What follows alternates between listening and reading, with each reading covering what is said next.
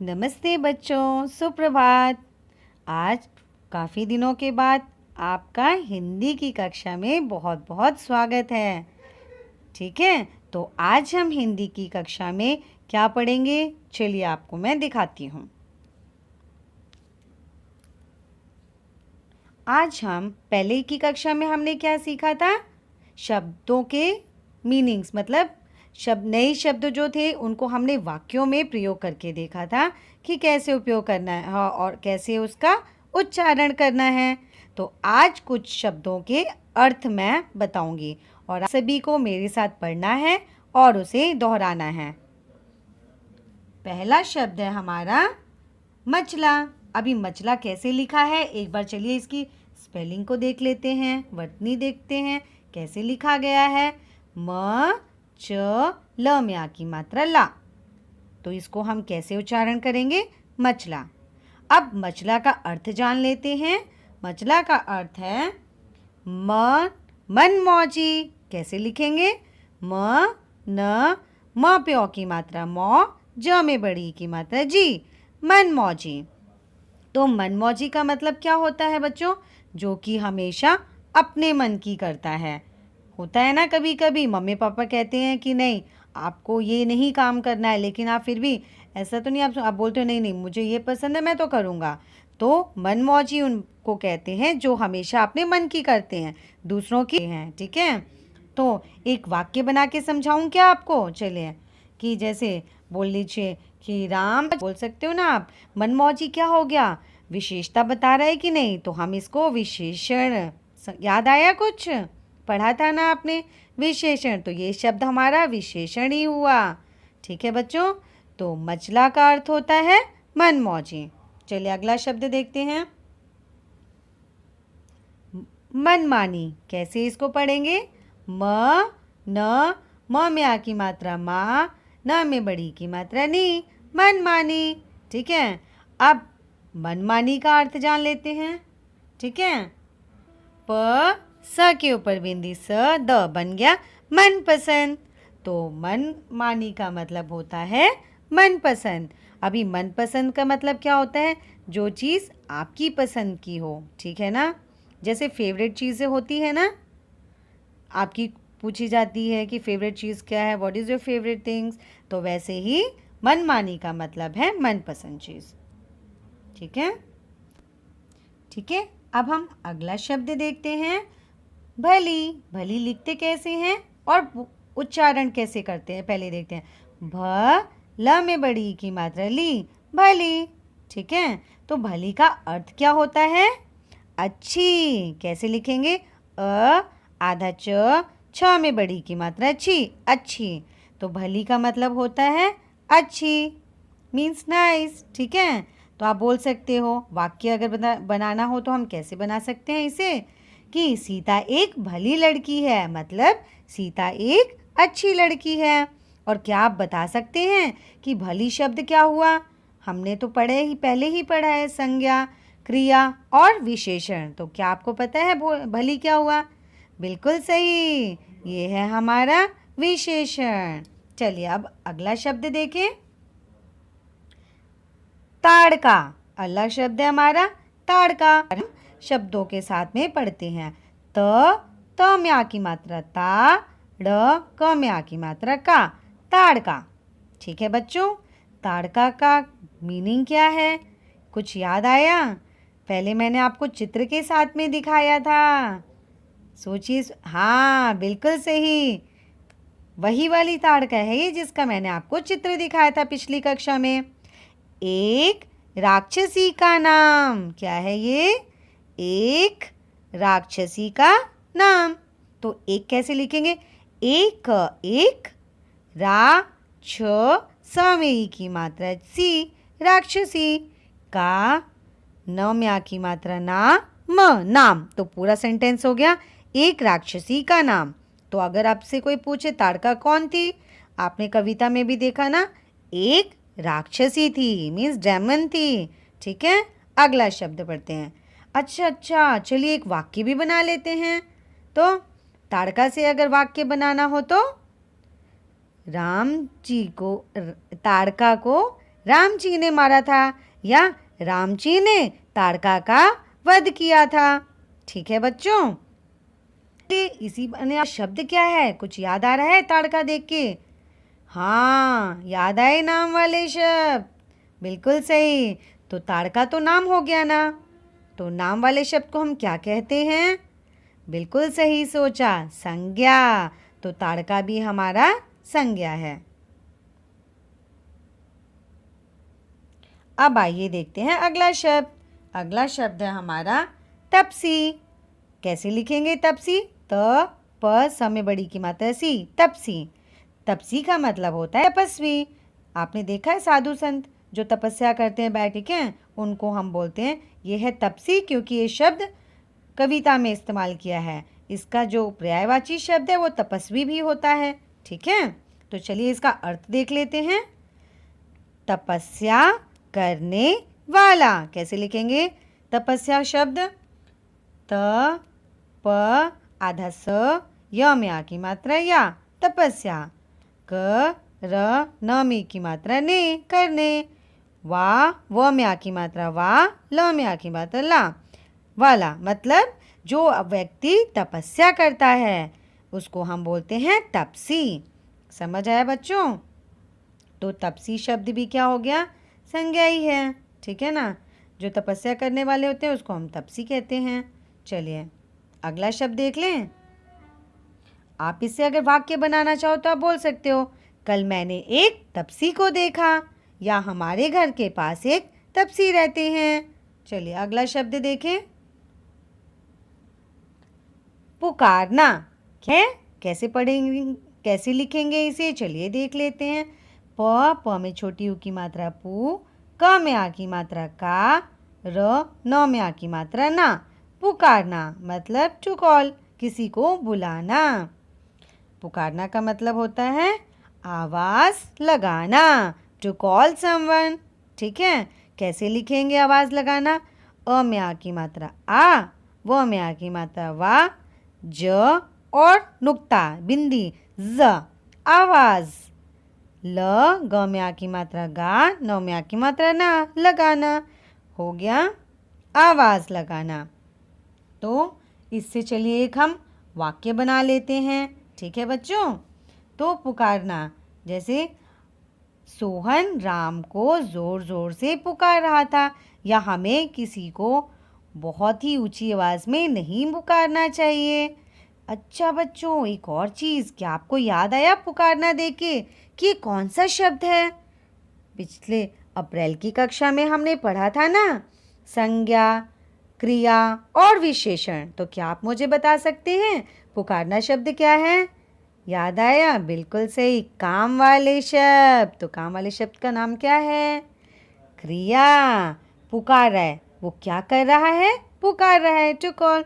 अब आ जाइए देखिए अगला शब्द। अगला शब्द है हमारा असुर। ठीक है, कैसे लिखेंगे असुर? अ स में छोटी ऊ की मात्रा सु, र, असुर।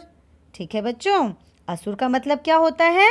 राक्षस, डेमन। कैसे? र में आ की मात्रा रा, छ, स, राक्षस। ठीक है बेटा, और पढ़ेंगे कैसे? राक्षस। ठीक है, तो चलिए इससे भी एक वाक्य बना लेते हैं हम। ठीक है, तो ताड़का एक असुर थी। ठीक है, मतलब समझ आया बच्चों कि वो क्या थी? डेमन थी। She was a demon. तो ये हो गया हमारा वाक्य। और असुर जो है वो शब्द क्या हो गया हमारा? संज्ञा।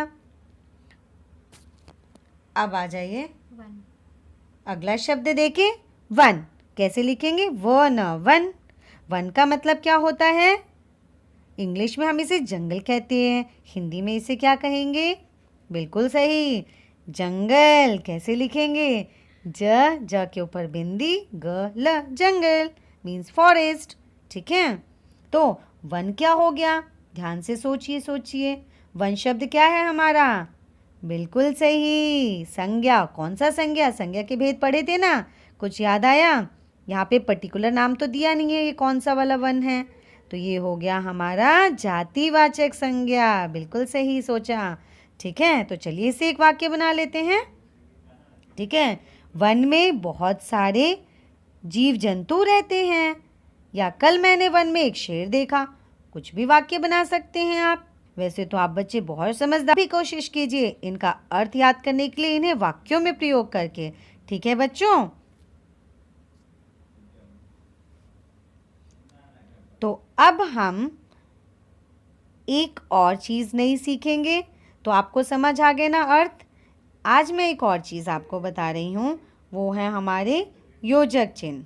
ठीक है। पहले हम पढ़ चुके हैं योजक चिन्ह के बारे में। योजक चिन्ह कौन से होते हैं?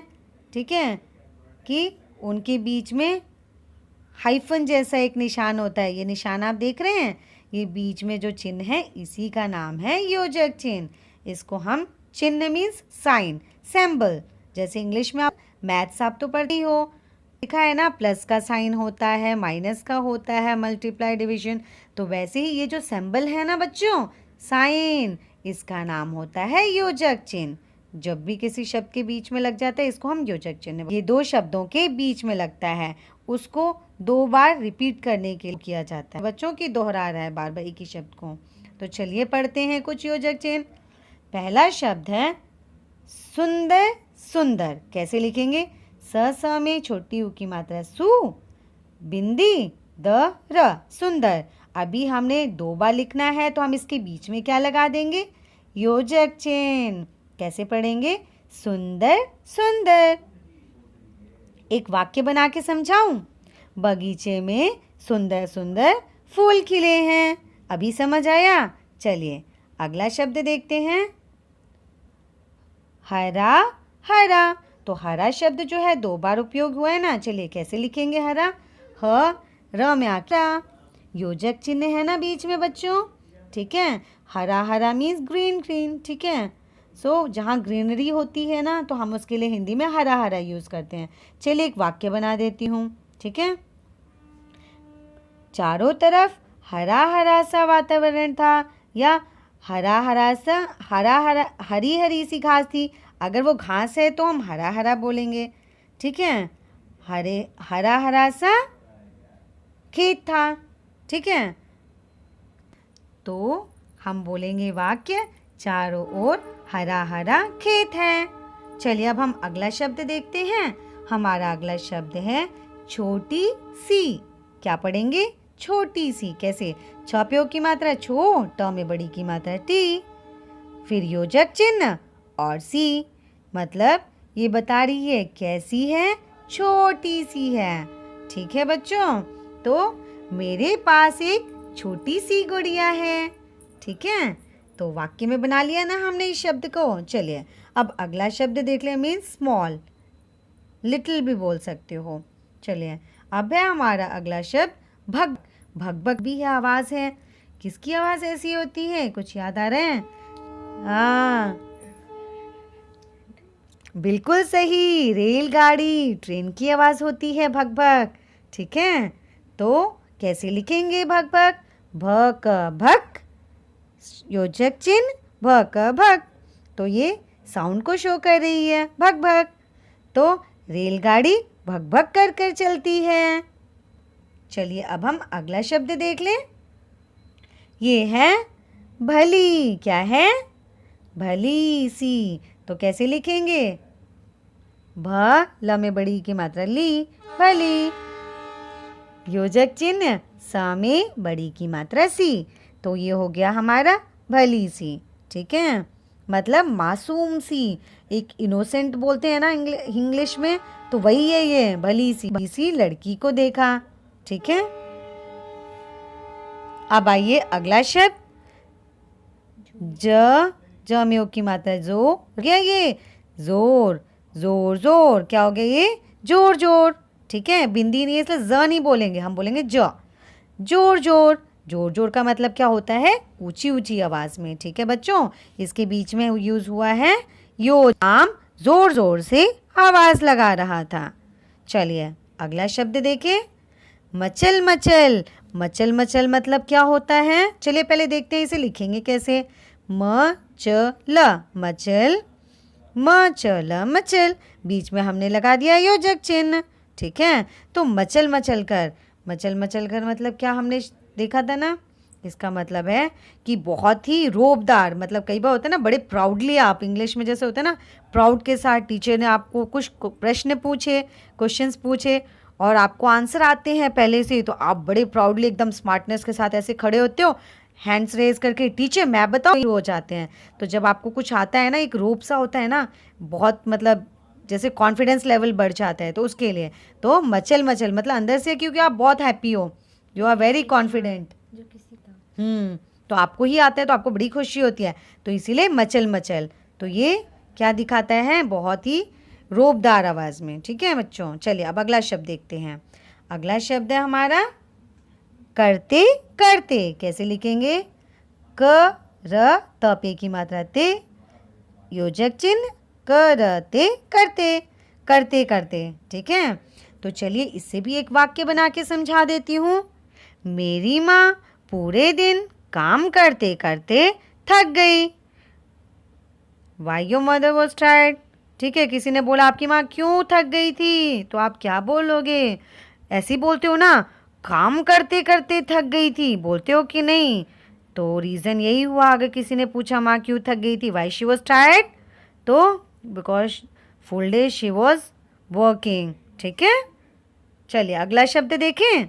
अगला शब्द है हमारा हंसते हंसते। कैसे लिखेंगे, ह चंद्र बिंदु स त पे की मात्रा ते, हंसते।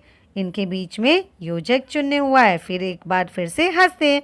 ठीक है, तो ये दोहराता है जब हम दो बार लिखते हैं, मतलब वो क्रिया बार बार कर रहा है वो। ठीक है ना, मीन्स रिपीटेशन ऑफ एक्शन। ठीक है, तो चलिए इसका भी एक वाक्य बनाओ। हंसते का मतलब होता है लाफ। ठीक है बच्चों, चलिए, वह हंसते हंसते लोटपोट हो गई। ठीक है, या फिर हंसते हंसते आंख में आंसू आ गए। तो किसी ने अगर पूछा अरे तुम्हारी आंख में आंसू कैसे आ गए, तो आप क्या बोलते हो, आज मैं इतना हंसा ना कि हंसते हंसते तो मेरी आंख में आंसू आ गए। Means I was laughing a lot, that's why tears came roll down from my eyes. तो होता है कि नहीं, कभी कभी खुशी के आंसू बोलते हैं ना, तो ये वही वाली हंसी है बच्चों।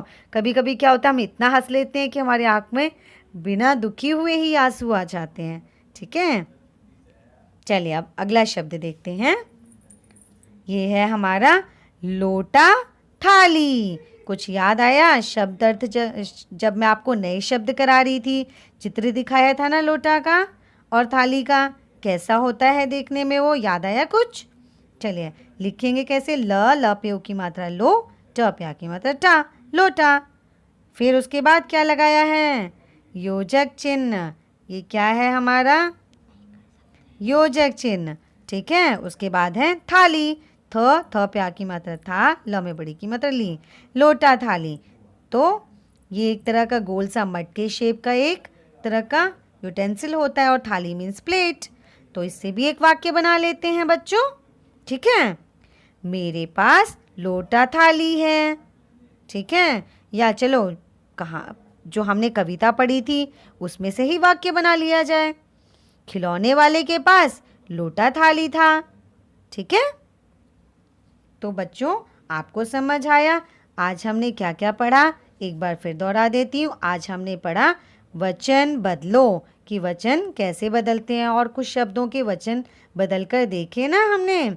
और क्या सीखा, वेरी गुड, योजक चिन्ह। आप लोग तो बड़े स्मार्ट हो। ठीक है, तो ये सब चीज़ों को आपको बार बार देखना है और साथ साथ में बोल कर ही इसका अभ्यास करना है कि इसको पढ़ना कैसे है, लिखना कैसे है, और एक और काम करना है, इससे वाक्य तो ज़रूर बनाना है और समझने की कोशिश करनी है। अगर आपको नहीं समझ आए तो आप फिर पूछिए।